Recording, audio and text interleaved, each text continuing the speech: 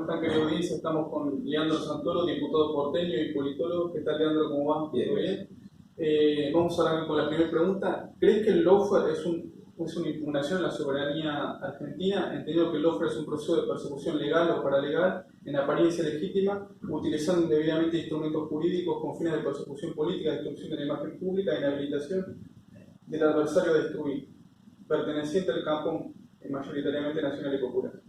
Y desde el punto de vista que tanto el proceso de persecución contra los dirigentes del PT como el proceso de persecución contra los dirigentes del kirchnerismo guarda muchas similitudes, me parece que salta a la vista de que la coordinación en esta persecución judicial y periodística guarda cierta coordinación en un espacio que es extranacional. Muchos dicen incluso que los Estados Unidos han formado y coachado tanto al juez Moro como al juez Bonadío, así que seguramente tiene que ver con esto que decimos, con una intromisión de un poder extranacional en la realidad política de nuestros pueblos. ¿Qué opinas del pensamiento meritocrático que intenta instalar los medios hegemónicos sobre la mercantilización de la vida? Bueno, obviamente nosotros representamos todo lo contrario a eso. Yo creo que el principal fundamento sobre el que se tiene que organizar una sociedad es el de la ética de la solidaridad. Y pienso que si bien el esfuerzo individual es meritorio y es necesario para el progreso de la comunidad, hay algunas dimensiones de la vida que se construyen a partir de una lógica comunitaria, que tiene principios distintos a la lógica de la meritocracia y del esfuerzo individual. Pagar impuestos, por ejemplo. Vos pagas impuestos porque es el precio que pagás por vivir en una comunidad civilizada. El altruismo, tratar de colaborar con el otro independientemente de lo que te pasa a vos, solamente por la satisfacción de proteger a tu vecino, o por la satisfacción de ponerte en el lugar del otro. Y creo además que la meritocracia conduce a la mercantilización de la vida porque nos pone en una lógica de competencia frente a la lógica de cooperación. Entonces, en la lógica de competencia, no solamente las personas nos cosificamos, sino que además adquirimos el carácter de mercancía.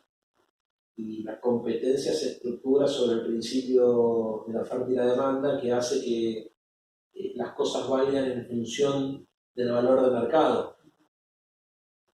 Y eso produce una distorsión en los principios de organización de la sociedad que lleva a pensar que todo tiene precio de mercado, incluso los bienes públicos. Entonces, resulta que, como decíamos hace un rato, en una conversación informal, las personas dejan de pensar que son usuarios de servicios públicos y pasan a pensar como si fuesen accionistas, legitimando un proceso de expoliación de sus ingresos que perjudica a la persona, pero que va en función de un paradigma de organización de la sociedad donde supuestamente lo que hay que pensar es cómo defendemos los intereses del capital frente a los intereses de la sociedad. Así que tampoco creo que esto sea algo casual, creo que está bien articulado en términos conceptuales por los centros que generan el pensamiento y el sentido común. ¿Crees que la penetración del liberalismo desarticula a la comunidad organizada y deja de lado el altruismo, la frugalidad, la empatía con el otro? No sé si el problema no creo que sea el liberalismo, sino el neoliberalismo. El neoliberalismo. Porque el liberalismo tiene una dimensión positiva, digamos, ¿no? Es como esto que te decía recién. Yo no es que descreo del esfuerzo individual, descreo que el esfuerzo individual sea el patrón sobre el cual organizar una sociedad. Porque eso provoca un desentendimiento sobre el que pierde. Creo que en una sociedad hay fuertes y débiles, para todo. Y hay que pensar la organización de la sociedad protegiendo los derechos de los más débiles, porque los fuertes se defienden solos. Pero ahora el oficialismo toma como una especie de darwinismo social económico. ¿No pensás un poco esto? Claro, sí. Pero por eso, a ver, una cosa es el liberalismo y otra cosa es el neoliberalismo.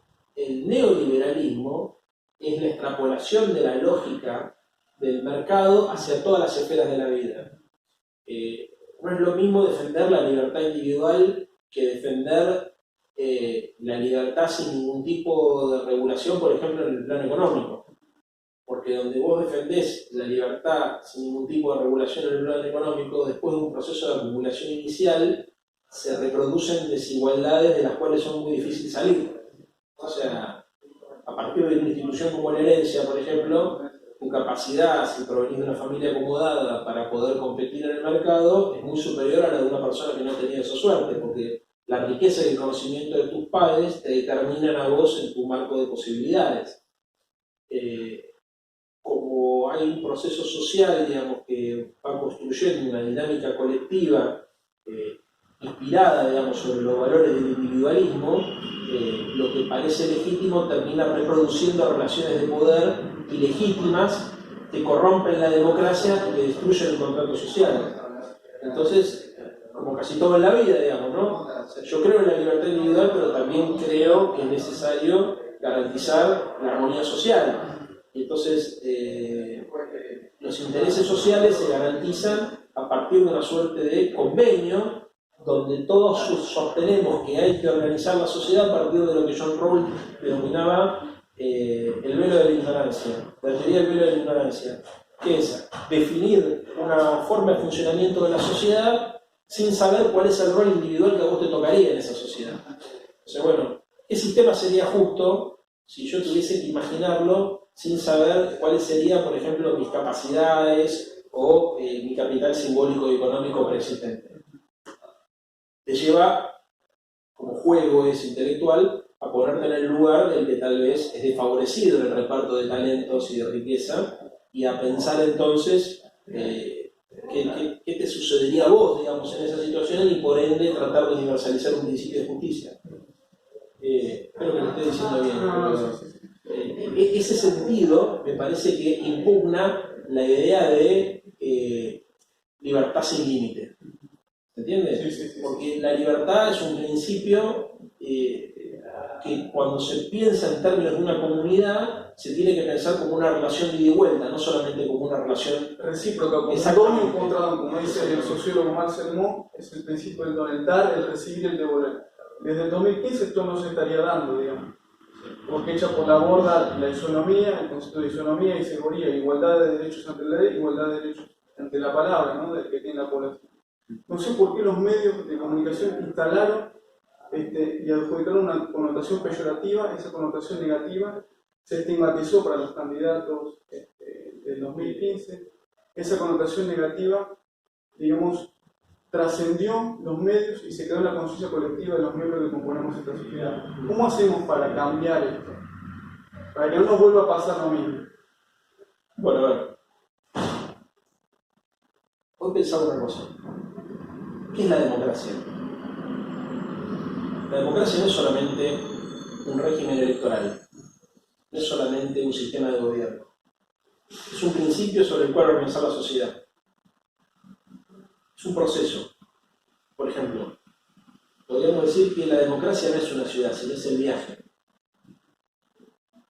La democracia tiene que tener un norte ético, que para mí es la construcción de una sociedad de iguales. Implica también entender que al ser un viaje y al ser un proceso, es un flujo que permanentemente se redefine y se reinventa.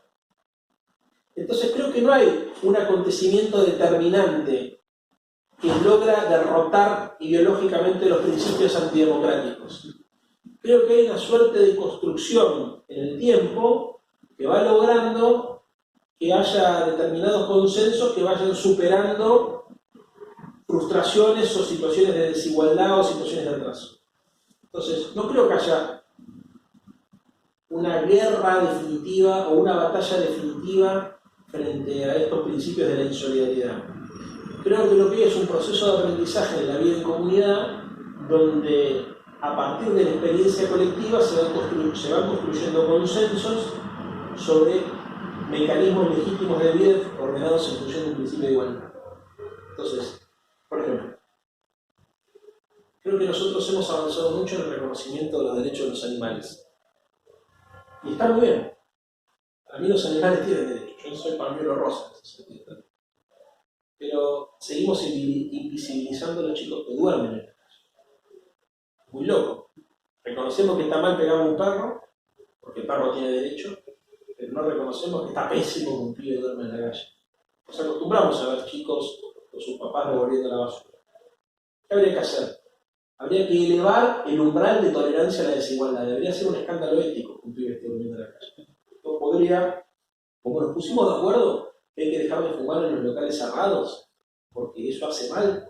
Como nos pusimos de acuerdo que había que terminar con la esclavitud, porque eso era una violación a los principios de la dignidad humana. Como nos pusimos de acuerdo que hay que repeler o reprimir a aquella persona que le pegue un animal o que maltrate a un animal, deberíamos ponernos de acuerdo que una parte del excedente económico tiene que ir a que esa situación absolutamente injusta y escandalosa que es que un pibe duerme en la calle no suceda. Deberíamos vivir en una sociedad que le escandalice esa situación, no que lo naturalice y que incluso llegue al extremo de invisibilizarlo. Entonces, ¿cómo se hace eso? Bueno, es muy loco porque una sociedad puede avanzar al punto tal que reconoce el derecho de los animales, pero al mismo tiempo ignora el derecho de las personas.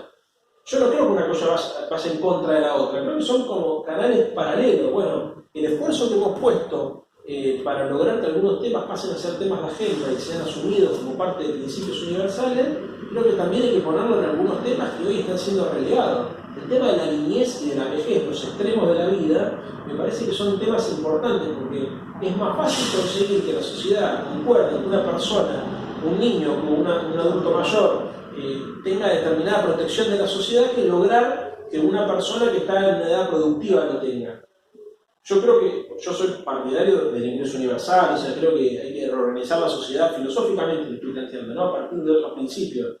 Pero entiendo que esto es un camino que requiere que algunas personas que tienen una mirada más individualista también vayan asumiendo esta necesidad. Entonces, por ahí es un primer paso que se entienda que los extremos de la vida hay que protegerlo, a la niñez y a la adultez, ¿no?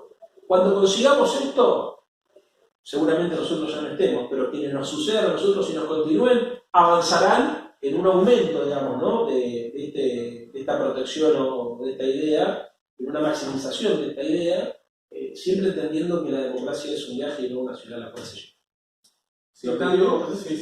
Citando a Immanuel Kant, él habla del imperativo categórico, ¿no? La voz interior que discierne al individuo la acción buena de la mala.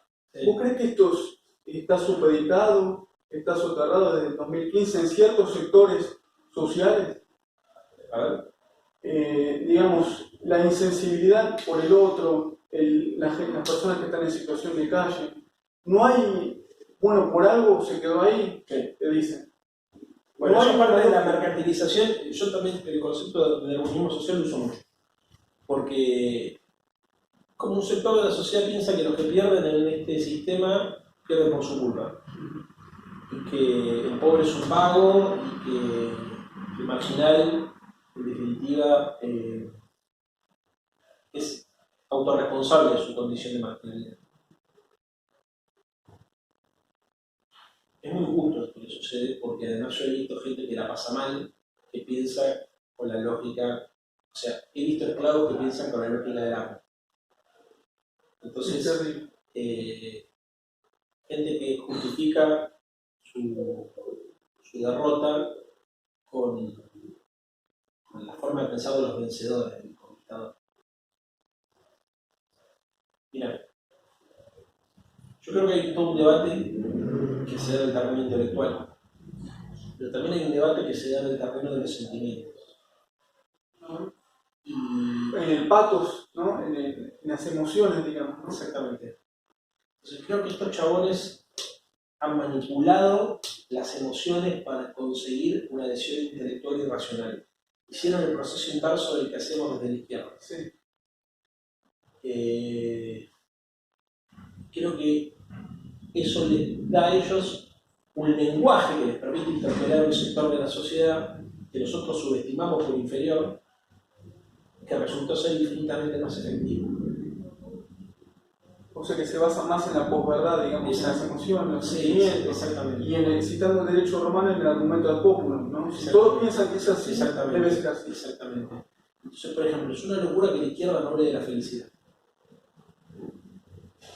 Ellos no hablan de la felicidad, hablan de la alegría. Pero que en este contexto de vacío es lo que más se asemeja a la idea de felicidad, ¿no? entienden, y creo que Macri entiende, parte del vacío existencial que nos está recorriendo en esta etapa histórica.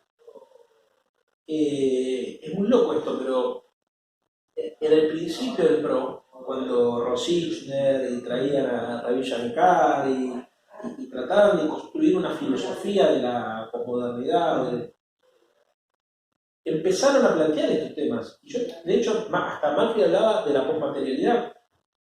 Y yo creo que él tiene un pensamiento filosófico, e incluso creo que él es consecuente con ese pensamiento filosófico. El problema es que nosotros no tenemos nada para contraponerle. A veces es a la inversa. Uno piensa que los tipos son muy boludos y muy vacíos, pero no. Ellos han hecho un estudio profundo de la sociedad, saben a qué le tenemos miedo, cuál es. Obviamente estamos viviendo una etapa donde la gente deja de pensar en Dios, o de creer en Dios, deja de creer en los grandes relatos históricos, porque se acabó el socialismo, incluso el neoliberalismo. Esta etapa del neoliberalismo 2, después de los 70, es una etapa como más superficial. O sea, ellos llevan esos dogmas adelante, pero no están convencidos como estaba Thatcher y Reagan en los 70. Pero nosotros no tenemos nada para contraponerle a eso. Entonces, creo que ellos tienen una lectura mucho más profunda de la sociedad, de lo que tenemos nosotros, pensando que los superficiales son ellos y los profundos somos nosotros. Nosotros creemos que su discurso tiene vacuidad, carente de contenido, pero en realidad no lo es. No. Y hay una filosofía detrás de eso. Exactamente. Y nosotros lo que tenemos es la profundidad de una victoria que ya sucedió. Es el setentismo sin entender todo lo que pasó en el medio. O sea que estamos en términos anacrónicos, digamos. Analizamos el pasado con la teoría del presente. Sin duda. Está bien. Voy a pasar con la siguiente pregunta. ¿Qué sensación te deja el oficialismo que prefiere poner animalitos en los billetes en vez de próceres de nuestra historia? ¿Tiene una visión ahistórica? No. No, creo que tiene una visión muy histórica. No creo que sea una casualidad. Creo que es una... Tampoco quiero sobreintelectualizarlo, ¿no? Porque yo lo he visto más y decir, es la primera vez que ponemos seres vivos en los billetes, como si eso. De otro lugar. Lo que creo es que a ellos les importa también. ¿Sí? Sí. O sea, no es que lo hacen por echar las pelotas o porque la quieren sacar evita el billete de 100. Yo creo que ellos van hacia la pospolítica y hacia la posdemocracia. Lo tienen claro. Ya estamos feos mucho. Y yo creo que la mayoría de la gente que va a estar viendo esto es la primera vez que escucha la palabra posdemocracia y pospolítica. ¿Qué sería la posdemocracia y pospolítica? Bueno, es un proceso de definición también, ¿no? Pero es el reconocimiento de que los valores de la modernidad entraron en crisis y la necesidad de encontrar alguna justificación que explique la vida en comunidad y el poder político. Cambiar, digamos, el nivel de entropía que está socialmente aceptado. Exactamente. Igual, digamos, por lo que estamos discutiendo, me pasa siempre que rompo mi cotidianidad. Me pasa siempre que rompo mi cotidianidad y cuando empiezo a discutir estos temas digo, la puta madre, me tendría que haber preparado porque hay lecturas que uno tiene que tener más frescas. Yo estoy tratando de improvisar una respuesta aceptando el desafío intelectual que vos me proponés porque obviamente lo reconozco como legítimo y agradable. Entonces estoy tratando de pensar casi intuitivamente, haciendo memoria en viejas lecturas, exactamente, hacia dónde van y dónde yo creo que están enfocados. Yo creo que ellos entienden que hay una etapa pospolítica que conecta con algunos sentimientos que estaban latentes en nuestra sociedad y que de a poco se van haciendo manifiestos. Entre ellos, el sentimiento de unidad, de cierto nihilismo, ¿no? Por ejemplo, creo que hay un sector de la sociedad que le debe caer interesante, que ellos le quiten trascendencia a los próceres, o que le quiten solemnidad a este tipo de cosas. O sea que está en nuestra idiosincrasia, en nuestro derecho consuetudinario propio, un 30% que lo apoya. Bueno, a tu parecer hay algunos elementos culturales en nuestra idiosincrasia que promueven una visión autoritaria, meritocrática y neoliberal tanto a nivel político como social. Sí, sin duda, claramente, sí, sí. ¿Cómo analizar la coyuntura social sabiendo que en los barrios donde hay vulnerabilidad de recursos no tengan agua corriente, no tengan luz ni un salario para poder solventar sus gastos de bienes de consumo primario? ¿Es bien? De bienes de consumo primario. Como, Digamos, alimentos. ya sé, pero ¿cuál es la pregunta? ¿Cómo analizar la coyuntura social? ¿Cómo hacen esos trabajadores que tienen una doble coacción, ¿no? Una coacción estatal que le dice qué es lo que tienen que hacer y una autocoacción de restringirse la mejor asignación de recursos escasos? La gente se acostumbra a todo. Yo doy clase en la cárcel. Sí. Te acostumbras a todo. A vivir en las peores condiciones. Después lo terminas naturalizando. Y cuando hay un mecanismo de defensa que es no pensar. Para nosotros que solemos pensar en exceso, si es que podemos decir, si existe la palabra en exceso, viste que la dictadura decía, no, el problema con la subversión es que piensa demasiado. Siempre me llamó la atención. Porque estamos en una situación de incomodidad y insatisfacción permanente, o sea, obligarte a encontrarle respuestas a todo es interesante porque obviamente pones frente al desafío de tratar de entender para qué estamos en este mundo, pero también es angustiante. Incluso a veces uno ve que personas que reflexionan y que problematizan menos la realidad son más felices que nosotros que tratamos de entender el porqué de cada cosa. La condición humana es infinita, es casi inabarcable. Y puede ser que en determinados sectores de la sociedad haya deseos y voces distintos a los que tenemos nosotros, que estructuran un universo de sentidos completamente distintos, al punto tal que nos hagan sentir ni siquiera como extranjeros, sino como habitantes de mundos distintos. Esa exterioridad nos pone a nosotros en un lugar de mierda, porque nos pone como observador desde un lugar de pretendida superioridad intelectual frente a personas que en realidad comparten el espacio urbano o el espacio físico con nosotros. Y es un problema, porque también nos hace romper lazos sociales a nosotros. Ver al otro como un extraño rompe el concepto de otredad como un ser legítimo, digamos. Y la mismidad queda. Exactamente. Se diluye. Exactamente. Habría que reflexionar. En una entrevista hablas acerca de la importancia de realizar una resignificación de la democracia liberal ante la crisis política. ¿Cuáles serían las bases necesarias para llevar adelante esta resignificación?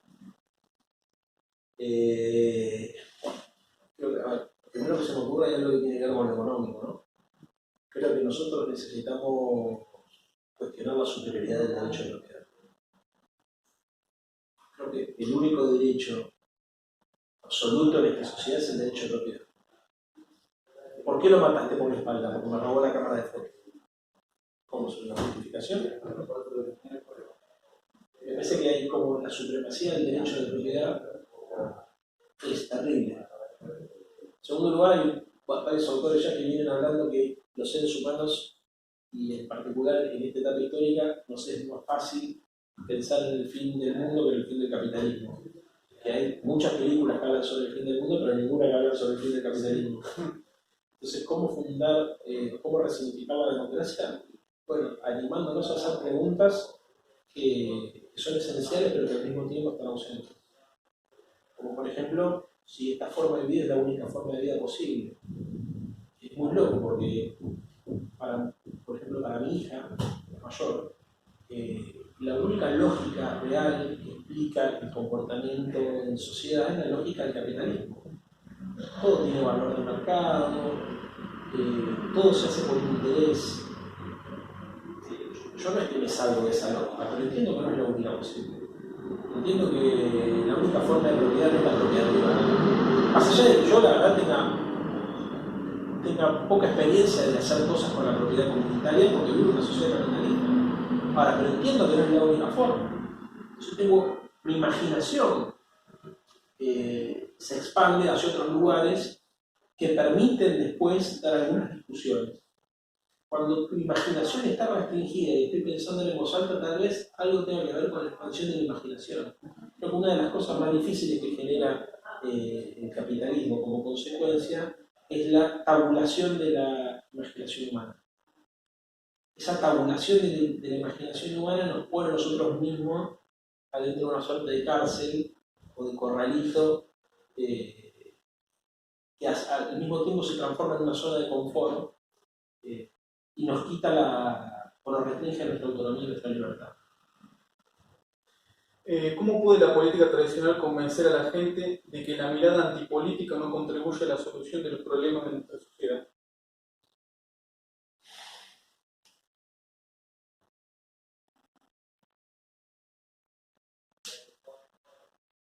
Una buena pregunta, porque uno podría decir que la mirada antipolítica se construye desde una no argumentación. O sea, la gente no se define a partir de un proceso reflexivo como antipolítica, porque si lo hiciera, estaría haciendo política. Creo que hay algo que tiene que ver con la ausencia de estímulos. Es como la muerte civil, la antipolítica. Yo no sé si es un suicidio civil. Te vas consumiendo a poco. Creo que hay que recuperar la utopía. Y además creo que hay que recuperar la poesía. Yo creo que hay una vinculación entre utopía, poesía y política. Sí. Que tiene que ver con la armonía de las formas, con la capacidad de comunicar más allá de lo imaginable. Creo que uno de los problemas que tiene la política es que se ha vuelto demasiado predecible. Y al volverse demasiado predecible, se convierte en algo controlable. O sea, es como la rebeldía del Che que termina siendo remera, ¿no? Creo que hay que descubrir formas nuevas y militar más en la novedad. La mejor forma de pelear contra la antipolítica no es hablar mal de la antipolítica, sino es hacer política de una manera más creativa que despierte intereses en personas que no se ocupan solamente del poder como un objeto de deseo o como un instrumento, sino que les motivan otras cosas. Por ejemplo, la política como hecho artístico contribuye mucho a la lucha contra la antipolítica, porque eso permite oxigenar los debates, incorporando personas que por ahí tienen críticas hacia la política, pero que tienen una sensibilidad común. Por ejemplo, particularmente pienso que la política es una vocación de servicio y no hay que abnegar las pasiones individuales por el bien colectivo. Ahora, estos tipos no hacen esto, todo lo contrario. Nosotros tampoco. Nosotros a veces hacemos política también afianzados o afincados en intereses no políticos. Ojo, estos chabones me parece que utilizan la antipolítica, pero tampoco son la antipolítica. Es una ambigüedad, digamos, sí. que tienen. Claro. El problema es que nosotros también. Yo creo que ellos son más conscientes de su ambigüedad y nosotros somos como más soberbios en ese sentido. Es más fácil ver que se reconoce como algo positivo a un tipo que hace política dentro de Cambiemos, aunque se lo critique, pero que varios que hacen política, dije, que encontrar una persona que haga lo contrario en nuestro espacio, que se asuma, por ejemplo, como aprovechando prácticas antipolíticas para conseguir determinados objetivos. Me parece que en este punto creo que hay más franqueza del otro lado de la grieta que Tenemos que mejorar ese aspecto. Claro, además, a ver, el tema es no mentirnos. Yo creo que hay algo, como un proceso de defensa o de autodefensa emocional, donde nosotros llevamos también a poner las cosas de manera maniquea en blanco y negro. Y vemos al enemigo como carente de toda virtud y nos vemos a nosotros como un conjunto de dicha, ¿viste? O sea, nos vemos más en un punto más álgido y excelso que ellos, digamos. Sí. Y eso es lo que nos hace perder. Exactamente. Bueno, en el contexto del triunfo de gobiernos de derecha como son Trump en Estados Unidos y Bolsonaro en Brasil, ¿no te parece que el uso de las redes sociales y de los medios masivos de comunicación por parte de los candidatos ha demostrado ser más efectivo ante ciertas fuerzas progresistas? Sí. ¿Sí? Entre otras cosas porque, por ejemplo, viste que hoy apareció hoy para el día que estamos grabando, cuando lo vea la posteridad, apareció Macri rascándose la espalda con un limpiador de trenes. ¿Sabes lo que digo? No sé si lo viste la imagen, está todo el mundo con eso. Hay como un cepillo de esos que giran, ¿viste? Los lavaderos de autos. para limpiar los trenes, y el tipo se puso a rascarse la espalda con eso. Todo el mundo dice, es una pelotudez, qué sé yo. Yo creo que no, porque la verdad yo también me hubiese puesto ahí, es muy humano, Sí, sí, sí. ¿entendés? Creo que ellos se encuentran ahí la dimensión lúdica, Sí. casi inocente, que también la tenía George Bush hijo, que genera una empatía con un sector de la sociedad que le permite transmitir un mensaje más fuerte que el mensaje que se construye con las palabras. ¿Entiendes lo que estoy diciendo? Todo el mundo decía, mirá la pelotudez, Macri se está rascando la espalda y se viralizó esto. A mí me encantó, porque yo también si hubiese estado ahí me hubiese puesto para que me rasque la espalda. O sea que para el sentido común de la ciudadanía empatiza, digamos. Claro, tanto en el registro discursivo o oral, sino más en el registro simbólico. O sea, consiguen que un sector de la sociedad se entretenga, por ejemplo, se identifique con hay algunas cosas que están muy armadas, como el perro Balcarce, por ejemplo, fue el primero que usó, ¿no? Que era muy evidente. En el caso de Alberto, el perro de Dylan es real. Yo lo conozco a Alberto, vas a la casa y Dylan forma parte de su vida y él lo quiere y muestra algo que es real. El perro Balcarce ni siquiera es de Macri, o sea, es un perro que lo sentaron para sacarse la foto, pero eso fue algo armado, pero que entendía el espíritu, que es utilizamos las redes porque una persona que quiera los perros es mejor que una persona que no los quiere. ¿Entendés? Y para los que somos perreros es así además. Es como, a mí me cae mejor un tipo que quiera los perros que un tipo que no los quiere, como un amigo, ¿no? Y yo creo que ellos entienden que el mensaje en este registro de sentimental que hablábamos al principio de esta entrevista se construye de manera mucho más eficiente con este tipo de cosas. Entonces termina generando un efecto político. ¿Qué opinión tenés de la fórmula F, ¿no? De los Fernández Fernández? ¿Qué sensación te da? ¿Te parece que Alberto tiene una actitud conciliadora con todos los espacios políticos de otros proselitismos partidarios? Sí. Bien. Creo que es el intento de complementar dos estilos de organización política distintos.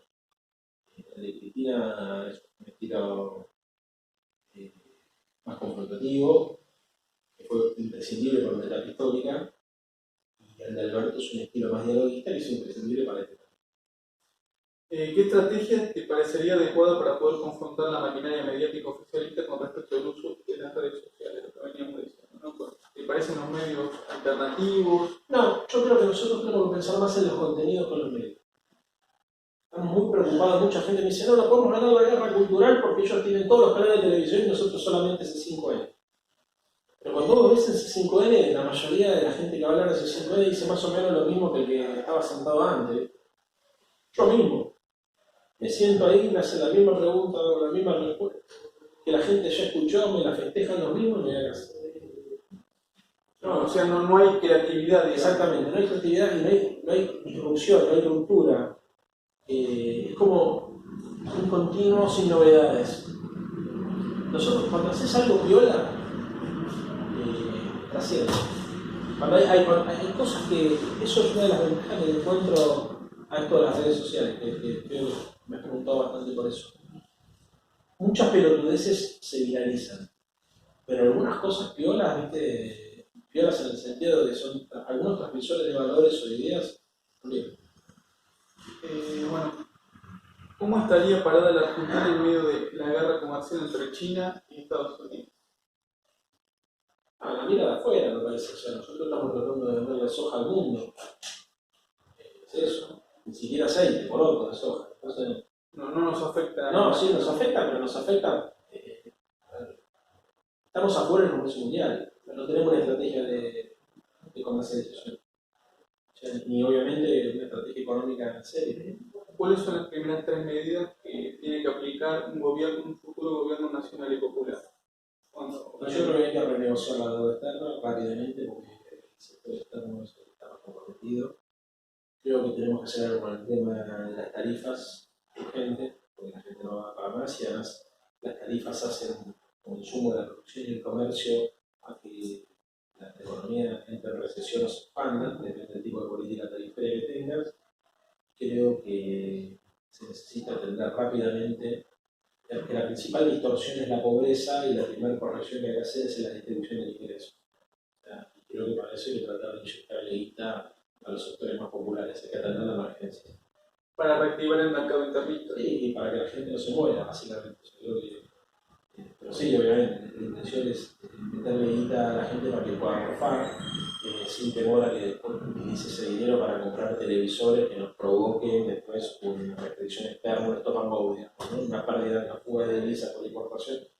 Muchas veces el problema es, bueno, cuando la economía se recalienta vuelve a aparecer el déficit de la balanza comercial, porque ¿viste? Es el problema histórico en Argentina.